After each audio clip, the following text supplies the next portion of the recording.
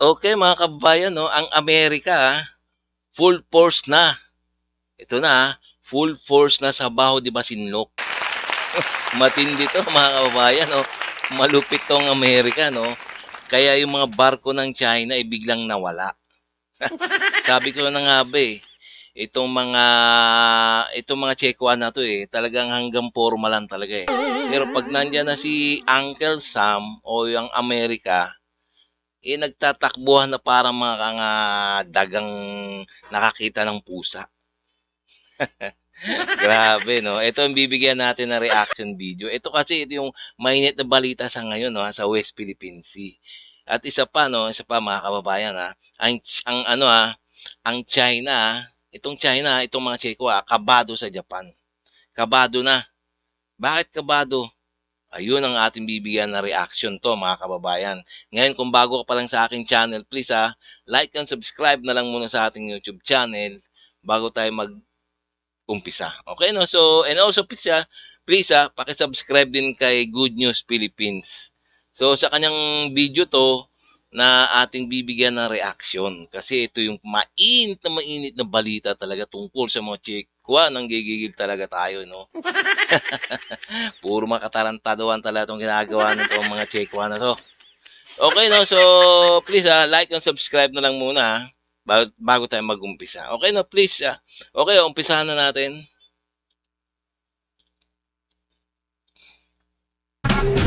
Malaking puwersa ng Amerika hindi nagpapahinga ngayong Disyembre ng taong 2025. Tuloy ang kanilang pagpapatrol upang ipakita sa China na hindi sila ang hari ng West Philippine Sea. USS Abraham Lincoln. Oo nga naman. Pinapakita lang ng Amerika ni Uncle Sam na ang mga China, itong China ay hindi sila ang hari sa buong mundo. Kasi itong mga Tsekwan na 'to 'no, parang kinikinita natin na mga nagpapanggap na sila ay matapang, sila ay malalaking puwersa ng militar. Pero deep inside, sila ay mga takot.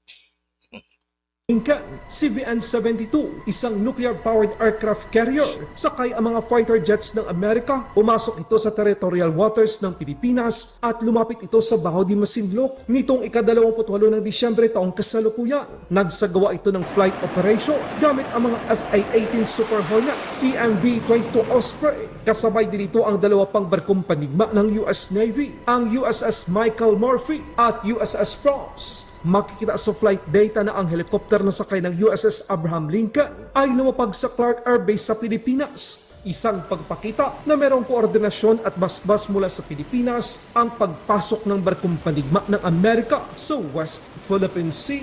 Ang pagdating ng USS Abraham Lincoln ay kasunod ng balitang merong gumagalang barkong pandigma ng China malapit sa Zambales. Kung kayo ang tatanungin mga kabayan, sang-ayon ba kayo sa ginagawang pagpapatrol ng Amerika sa West Philippine Sea? Teka no, tingnan mo ang balita, ito balita. May balita na may nagpapatrolya ng mga Chinese Navy diyan sa ating lugar, sa Zambales. Kakapal talaga ng mukha no. Pero mo sa lawak ng dagat. O may mga sarili namang EEZ zone to no. Itong bansang China no. Bakit ba sila bakit ba kayo diyan pa kayo nagpapatrolya mismo sa aming karagatan? Malupit tong mga inchik na to no.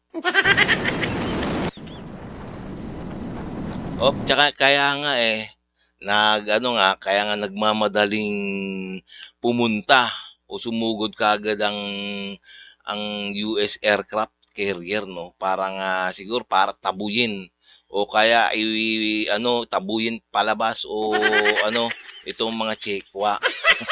Ito naman ang ating mga kinaukulan diyan sa West Philippine Sea.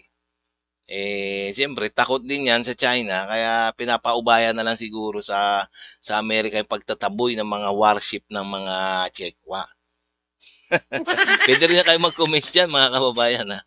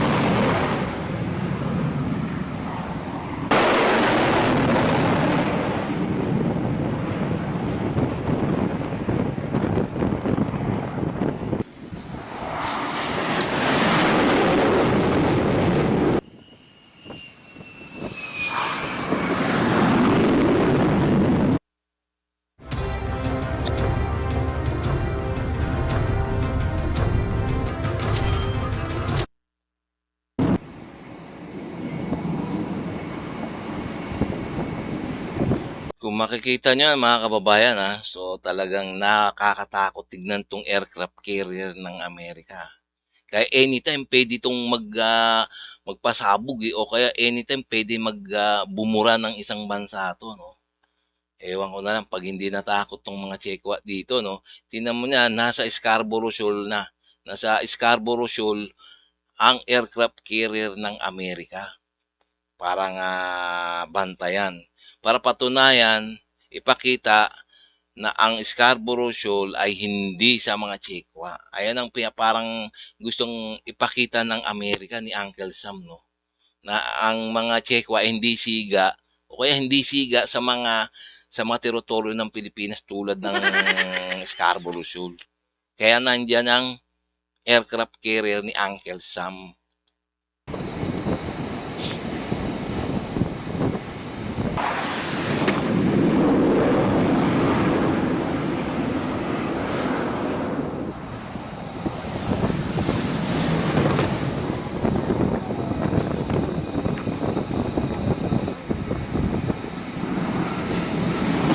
Sa ibang balita naman, mga eksperto ng nuklear sa China nag-aalala dahil nakita nila na ang Japan ay seryosong bumuo ng mga sandatang nuklear. Ang gobyerno ng Japan, gayon din ang teknikal na kapasidad dito ay may kakayahang bumuo ng mga sandatang nuklear sa loob lamang ng wala pang 3 taon. Habang may oras pa at wala pa ang digmaan, bubuhayin ng Japan ang bangis ng kanilang militar na matagal ng panahong nananahimik. Ang punong ministro ng Japan na si Sanai Takaichi ay nagpahayag na naglalayong lumika ng isang legal na panuntunan upang buksan ito ang pagkakaroon, paglikha at pagkilalang muli sa sandatang nuklear. Noong nakarang linggo, isang mataas na opisyal mula sa opisina ng punong ministro ng Japan na tagapayo kay Japan Prime Minister Takaichi sa patakaran ng seguridad ay nagpahayag sa mga nangyayari ngayon sa kapaligiran ng Japan, ang walang tigil na panghihimasok ng China at pagiging agresibo ng North Korea. Naniniwala ito na dapat magkaroon sila ng mga nuclear weapon. Kaya sa China, good luck na lang sa inyo. Yari kayo sa Japan kapag nagkataon. Ayaw niyong kontento kung ano ang meron kayo. Kung kayo ang tataring mga kabayan, tama lang ba na magkaroon ng sandatang nuclear ang Japan para mapatatag ang kanilang depensa sa Ayan, tingnan niyo naman, Ito na, mga Cheko, makinig kayo. O kayo ba ay nakikinig ng balita, Tingnan, ang Japan, sa loob ng 3 taon, magkakaroon sila ng nuclear power. Hala, patay kayo diyan mga Cheko, 'Pag nagkaroon ng nuclear power ang Japan, saglit lang, tunaw na kayo niyan, matutunaw talaga kayo niyan. ibang balita naman, ipinakita naman ng North Korea ang kanilang pinaraming mga ballistic missile habang sinusuportahan nito ang Russia laban sa Ukraine. Ang tanong, epektibo naman kaya ang mga armas na gawa ng North Korea?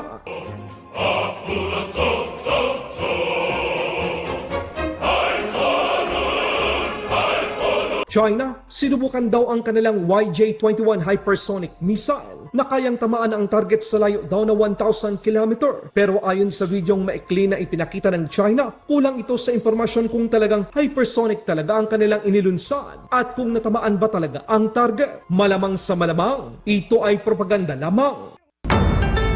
Ayan na naman, Ay, diyan magaling ang mga diyan magaling ang mga Cheko, Itong mga singkit na 'to 'no, yung pagpapakita ng kanilang mga armas na ng mga bagong imbento nilang mga armas. Pero naman, mga wala namang mga quality. Ayan, pinakita na naman. Kaya nga, maiksing video lang yun, baka nga hindi lumipad yung hypersonic missile na yun, Kasi nga, nagpapakitang gilas na naman, 准备发射，发射！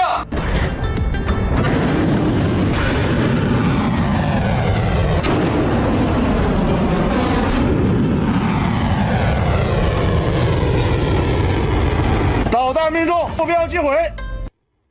抖音 Pagtulong ng People's Liberation O, tingnan nyo yung missile, no? Sa tingin nyo, lumipad kaya ng malayo yun? Ako nga hindi ako makapaniwala, na lilipad ng malayo yun, Army Navy sa isang mangingisdang Pilipino, tinawag ng Philippine Coast Guard, Philippine Navy at Department of National Defense na isang propaganda lamang. Alam naman nating mga Pilipino na allergic ang China sa mga mangingisdang Pilipino, lalong-lalo na malapit sa Baho de Masinloc sa West Philippine Sea.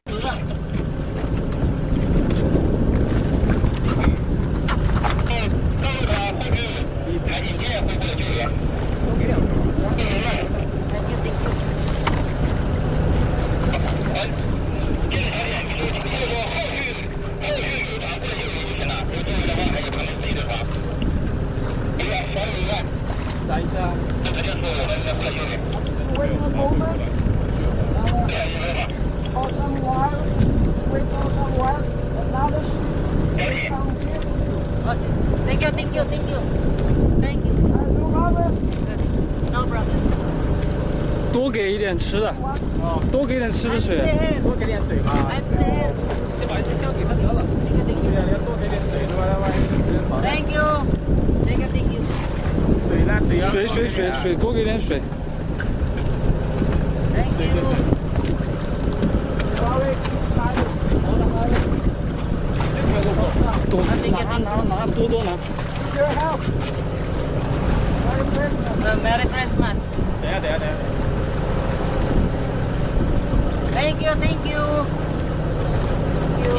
You Ang daming binigay. for you. Ang daming Don't be binigay ng mga Chekwa, Paltong-palto si Manong, Manong mangingisda.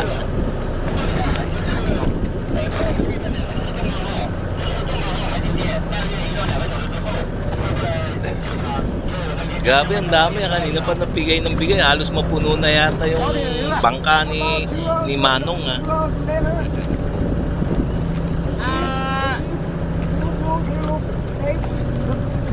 Ah, oh, sir. She will help you. Oh, thank you, thank you. Thank you, sir. Thank you. Uy, nako, ito talaga propaganda na naman 'to ng mga Cheko. Kunyari namimigay. Pero parang propaganda lang para kunwari ipapakita nila sa buong mundo 'yan, yung video na 'yan Itong mga Cheko na 'to na pinapakita nila na ang mga Inchik ang kanilang mga lahi ay mababait sa mga Pilipino. Parang ganyan Samantalang yung mga alam naman natin na talaga silang galit na galit nga sila sa mga Filipino fisherman, di ba? Yung nakarang linggo, di ba, pinagbububomba nga nila walang kalaban-laban. Mga fisherman, mga mangisda natin sa Sabina Shoal. Talagang mga pakitang tao lang to mga kababayan, itong ginagawa ng mga Chekwa na to. Mga lintik sila. Ay nako, okay so hanggang dito na lang tayo mga kababayan no. So nalaman natin na na itong mga Chekwa talagang mga palyado kanilang mga ginagawa. Okay so okay kung nagustuhan niyo yung mga ganitong mga video na may kasamang pagmumukha ko, please like and subscribe na lang muna tayo bago tayo magtapos. Nang sa ganun ma-update pa kayo sa mga video na aking pang i-upload pa sa next day. Okay no? So maraming salamat.